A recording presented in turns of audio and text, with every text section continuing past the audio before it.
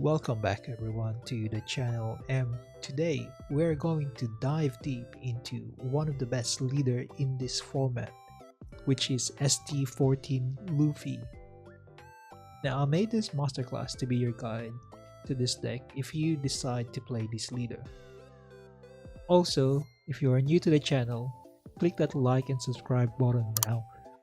We are so close to 300 subs and it would be a great help if you subscribe to the channel. If you are new to the One Piece card game and would like to get to know more of the game, you came into the right place. I post guides like this almost on a weekly basis, and also show you my gameplays and insights on how I play certain decks. If you are an experienced player, I also build or take inspiration from fun decks and make it a bit more competitive so you can bring it on locals. Alright, that's enough yapping for today and let's start this masterclass. Is this the right deck for you? Now, ST14 Luffy is a very strong leader because his leader ability provides defense not only for himself but also for all the cards on his board.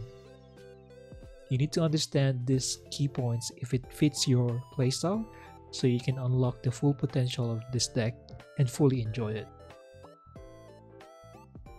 He does have a great removal as all black decks should do. Plays big bodies that has insane effects to remove your opponent's board and swing big in the late game.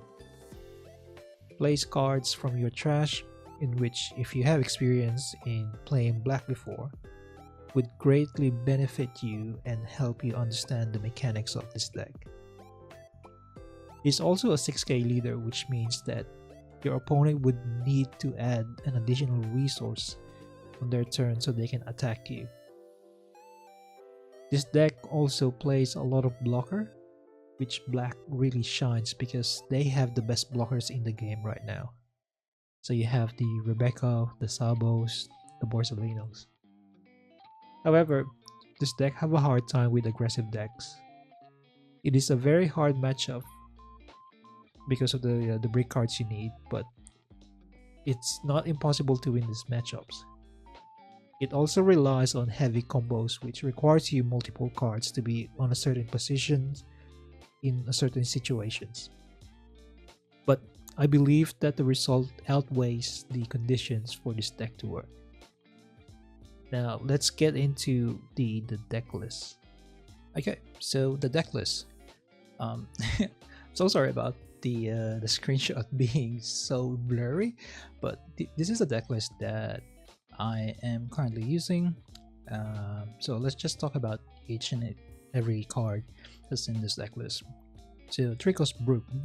This is gonna be your main KO card that will come in very handy on your 8 dome turns. The reason why is because when you bring out the Gecko Moria, you Ice Age someone, and then you bring out the Zuru. You need something to KO it.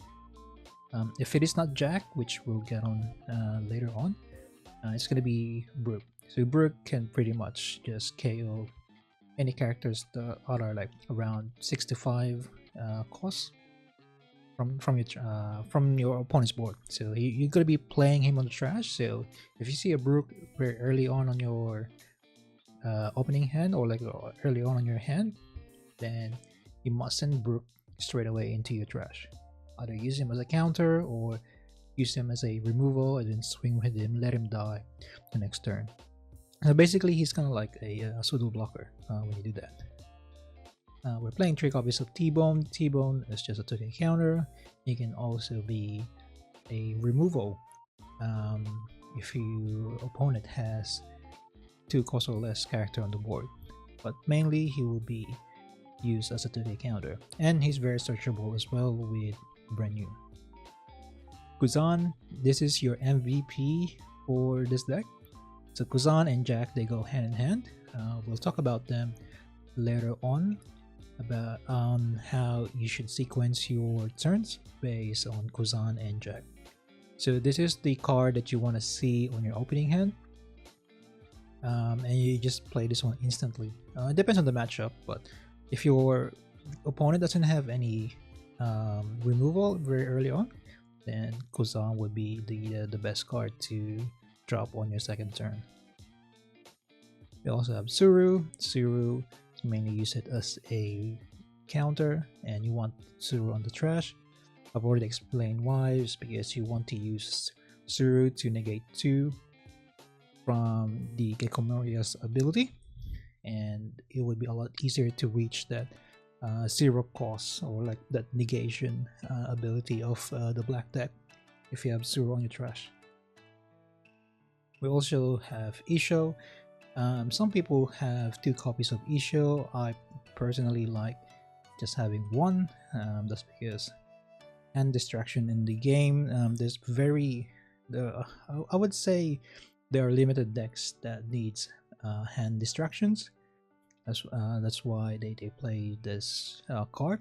It actually depends on your local. If your local is full of yellow players, then Isha would be a very good addition to your lineup. I would put him on 2 copies, but no more than 2 copies on my preference, I guess. Brenu would be your searcher. Obviously, you're gonna search for Kuzan. If you don't see Kuzan in your opening hand, you can search up Ice Age as well, or you can search up either Tashigi or Tsuru as your 2K counters. Also T-Bone as well, because he's a 2K counter. Now, Sabo would be your MVP for the black matchups. The reason why Sabo is really good is because you can pick it up with Rebecca as well when you do your Gecko Moria ability. So you do Gecko, you pick up Rebecca, you grab a Sabo out of Rebecca's ability, and you can basically just keep running the Sabo, and it's pretty good as well having that card that cycles out your hand and just get rid of your break, or maybe help you set up your next turn. Rebecca, we already know what she does, so 4 copies of it. They go hand in hand with Gecko Moria. That's the combo that you want to see on your late game, and it just gives you better protection as well. Gecko Moria, the most broken card in the game right now. if you don't play Moria on any black deck, then you're not playing it correctly. It depends. If your deck is like a multicolored, then you might get away of not playing Gecko Moria, but Gecko Moria is basically the staple for the black decks. We do have the 8-cost Sabo as well. This is the card that I was contemplating on running 2 copies. It's either this or the Isho. I find it better if I do have 2 copies of Sabo because on my locals there's a lot of Zoros, there's a lot of blue decks, especially on the 8.5 when those starter decks gets released. Blue decks are gonna be a deck that you would see that has a lot of representation on your locals or tournament. So having to KO 2 bodies on the board is really powerful. It can really tip the momentum towards your side, especially to like decks like Reiju or Zoro, decks that just plays a lot of body. If you just take away their board, then you pretty much just take away the game with you as well. Jack as well. Jack is another big card that plays a big role in this deck.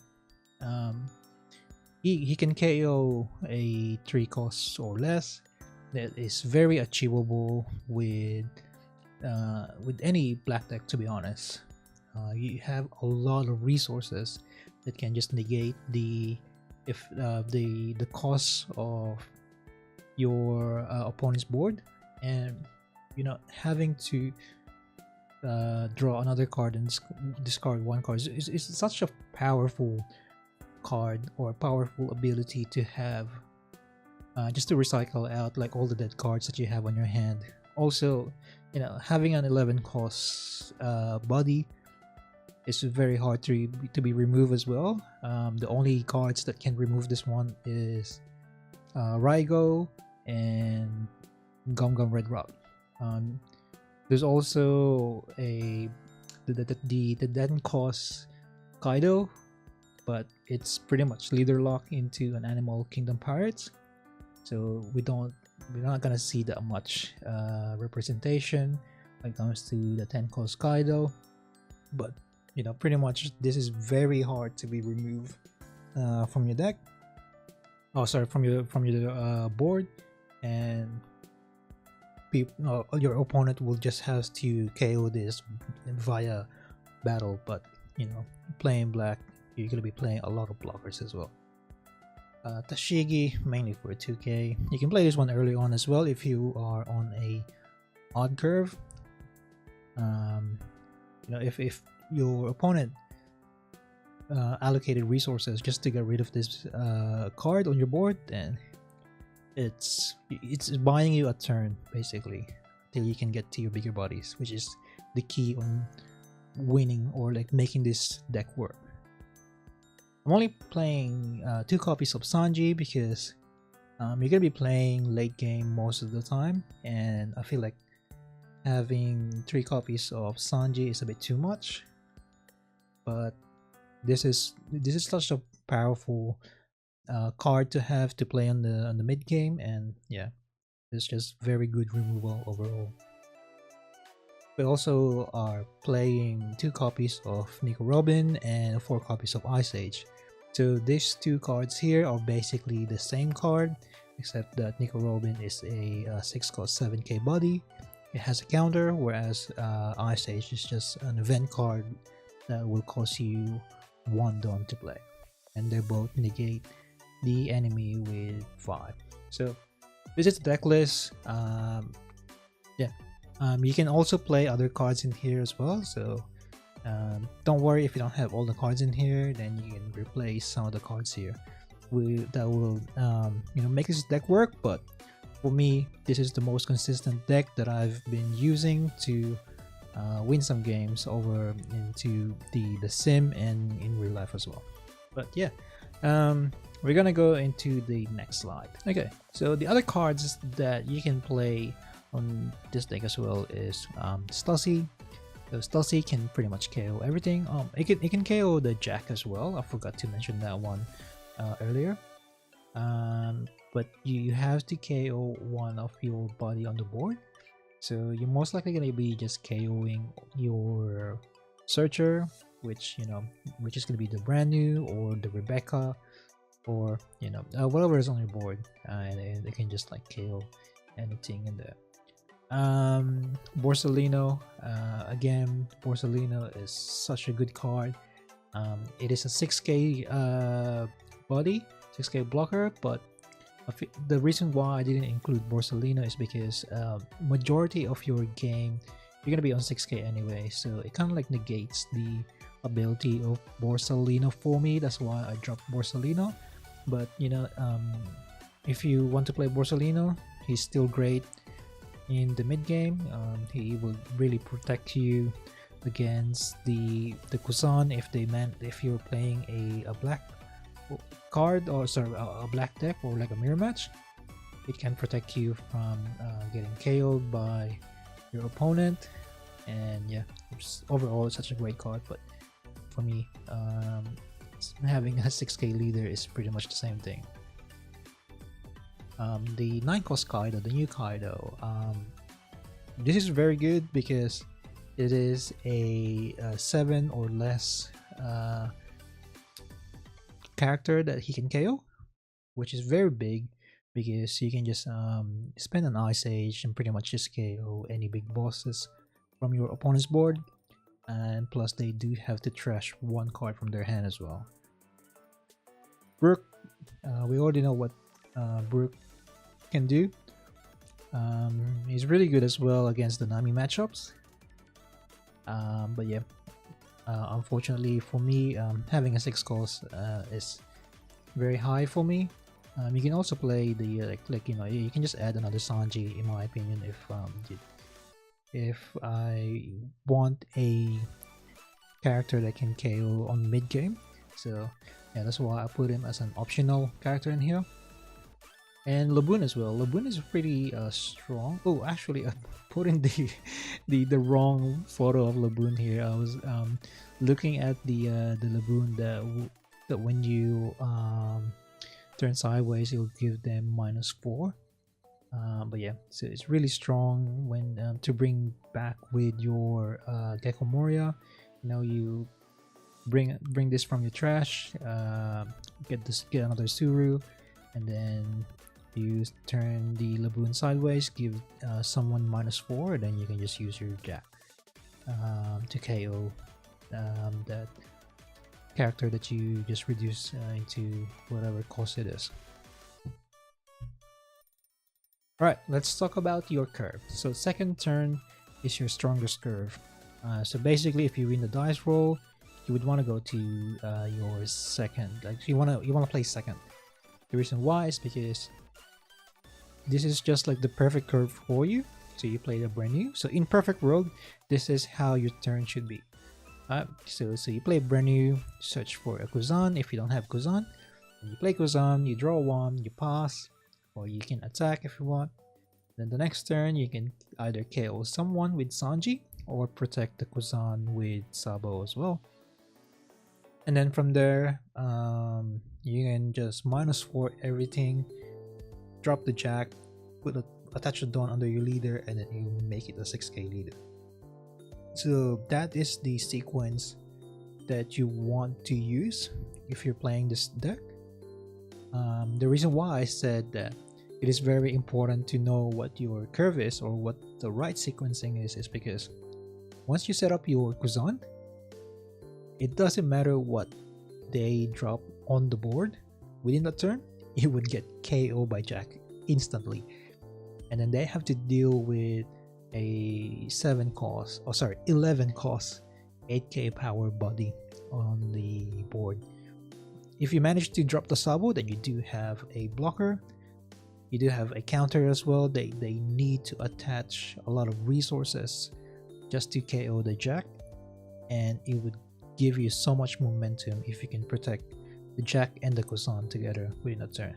So that's the right sequencing. That's what you should be aiming for if you go second. But you know, it always never goes on like how you view it or like how you imagine it in your head. So if you have these cards on your hand, then you know, play this curve and you should be all good throughout the whole game. Okay, let's say you didn't get the first turn. You can alternatively run this setup, but it would be a little bit slow compared to your second turn, because you can't use your leader ability on the third or fourth turn. So you have to wait after you drop your Jack, then you can use your leader ability, because you wouldn't have enough Dawn to attach to your leader if you drop your Jack, or if you drop a Gecko Moria. Actually no, you do have enough Dawn if you drop the Gecko Moria, but then you have to wait until your fourth turn or like your fifth turn until you can use your leader ability. So this deck here, you want to use the leader ability to make your deck a 6k leader. That having a 6k leader means that they would have to attach a Dawn into their card if it is like a normal 5k swing or like a 5k leader. So putting your opponent into that kind of scenario will give them limited options to allocate the resources. So this is where this deck actually strives, is to having remove the opponent's board, and then you do have the defense as well. So you do have a 6k leader, plus you're gonna be running like the Rebecca's and the Sabos, which is protecting your cards and it's protecting you as well. So the opponent will have a hard time either removing your board or attacking you as well. So this is why this deck is really good. I just want to go back into your second turn as well. So if you manage to drop, let's say the Kuzan, you draw one card and then you KO something with your Sanji. By the time by the time you drop your Jack, they're gonna be dropping another card to kind of like try to catch up with you, I guess, or like try to set up a board presence. But after they pass, you're just gonna KO it back with the Jack, and then you're gonna start playing your Gecko Moria. Once you get into Tendons, you do have access to your leader ability, and then Ice Age, and then you play the Gecko Moria as well, and you just KO everything. You like from there, you kind of like assess the board, see if you are like actually like ahead of your ahead of the board presence, or if you wanna I guess bump up your defense. For me, I feel like having the defense is the priority compared to like trying to go for a game, because that's when mistakes starts to happen. You become greedy, you kind of like disregard the state of the board, and then that's when your opponent kind of like catches you off guard. So if you can, just try to beef up your board until you have like 3 bodies to swing, and then you slowly chip away their life. You know, always clean their board, make sure that they can never catch up, because this curve here really strong. It's really powerful. If they cannot set off their board, then they're gonna struggle to catch up to you. They're gonna struggle to attack your leader. You're gonna have like a bunch of counters on your hand. But yeah, having a 5 life leader as well is really great, because you can pretty much just take life and comfortably, and having those resources from your life as well is a really good move to kind of like do your combos towards the late game. So like I said in the beginning, this is a very combo heavy deck, so if this is the right playstyle for you, then you're gonna strive into playing this deck. So the game plan, again, make sure you protect your Kuzan as much as possible. Set up your trash for the Gecko, Rebecca, Suru, and Brook combo. Make sure you do have the Rebecca, Suru, and Brook on your trash. Basically on your turn 5, turn 4, turn 6. Make sure you do have that one, because once you drop the Jack, this is the best time to drop the Gecko as well. Then after that turn, you do have like a non-K body that they have to deal with. Plus, you do have the blocker, and those blocker can pitch more cards for your from your trash. It's gonna be like another Sabo or another 2K counter, right? So make sure you do that. Make sure you are aware of what's on your trash, and you always look on your trash, because that Gecko Moria will bring it back from your trash. So recycle your Sabos if you can with your Rebeccas in the late game. I've already talked this one so many times in this video, so I can't emphasize here enough how good of a combo this is, the Rebecca and Sabo combo. Recycle your Jack if you trash it early with Renew. So what it means is that Jack is pitchable using Rebecca's ability, because Rebecca can pitch up to 7 costs from the trash. So if you manage to trash that one with the Renew effect, then don't worry, play your Rebecca, grab it on your hand, make sure Jack is ready for your 7 dawn or 8 dawn turn. Again, sequencing is the key to make this deck work. I cannot emphasize you enough to mulligan for Kuzan. Please, if you're playing this, mulligan for Kuzan. Kazan, Jack, those are your MVP. Gecko, Ice Age, Rebecca, all of this will just fall into pieces. So that's why I emphasize on the start of this video that you need to see the right cards on your early game. Then you would start dominating the game with this leader. That's it. That's pretty much for this masterclass. Like, I don't have much cards or stuff to talk about. It's just like, as long as you know when to drop your cards, then you should be all good. If you guys want, I'll start posting gameplay videos of this. I did post a video of this one earlier, like on my recent video, but that didn't get a lot of views. So if you haven't seen that one, go check my channel, check how I play this deck. But I can also do an updated deck, or updated gameplay for this after I did this master class, and you guys can understand even more on how I do my sequencing. Like, you would see how I would counter certain matchups as well, and then yeah, it's just like a lot of fun. This deck is a lot of fun. It's really good against black decks as well. It's just because of the leader ability, you gain you put +1 cost to all of your cards, and having if you're playing a black deck, then if they need to spend more resources to KO your characters on the board, because the +1 is massive when you're playing black as well, because you would always find yourself that you need more cards to play, or you need more cards for your combo, or you're like 1 cost short for your negate cards. But yeah, having that +1 into your leader is really good. 6k leader, they said Whitebeard is really good back in the days. This is a 6k leader as well, once you unlock its potential. But yeah, let me know if you learned something from that video, from this masterclass.